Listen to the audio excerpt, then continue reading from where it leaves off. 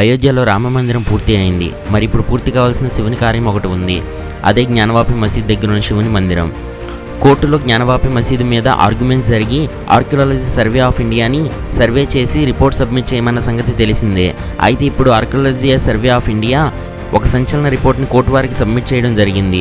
ఆ రిపోర్ట్ యొక్క సారాంశం జ్ఞానవాపి మసీదు కన్నా ముందే అక్కడ ఒక పెద్ద శివుని టెంపుల్ ఉండేదని, ఆ టెంపుల్ మీద జ్ఞానవాపి మసీదు కట్టినట్టుగా ఆ సర్వే రిపోర్ట్ని కోర్టుకు సబ్మిట్ చేసింది. ఈ రిపోర్ట్ని గోప్యంగా ఉంచాలని ముస్లిం తరపు న్యాయవాదులు వాదించినా ఈ రిపోర్ట్ని పబ్లిక్గానే ఉంచాలని కోర్టు తీర్పును వెలువరించింది.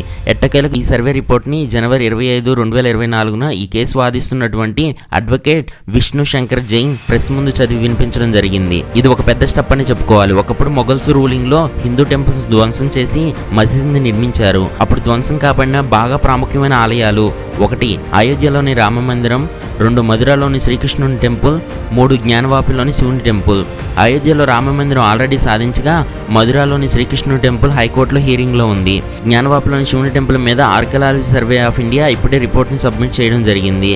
అలాగే వాట్సాప్ స్టేటస్ డౌన్లోడర్ మీలో ఎవరైనా డౌన్లోడ్ చేసుకోవాలనుకుంటే లింక్ అనేది డిస్క్రిప్షన్లో ఇస్తున్నాను, వెళ్ళి డౌన్లోడ్ చేసుకోండి. ఈ యాప్ మీ మొబైల్ వాట్సాప్ స్టేటస్లో ఉన్న ఇమేజెస్ని కానీ, ఫొటోస్ని కానీ, వీడియోస్ని కానీ డౌన్లోడ్ చేయడానికి యూజ్ అవుతుంది. జ్ఞానవాపి మసీదు మీద మీ అభిప్రాయాన్ని కామెంట్ సెక్షన్లో నాకు తెలియచేయండి. ఈ వీడియో కానీ మీకు నచ్చితే లైక్ చేసి, షేర్ చేసి, కామెంట్ చేయడం మర్చిపోవద్దు. ముఖ్యంగా సబ్స్క్రైబ్ చేసుకోండి. Subscribe for more.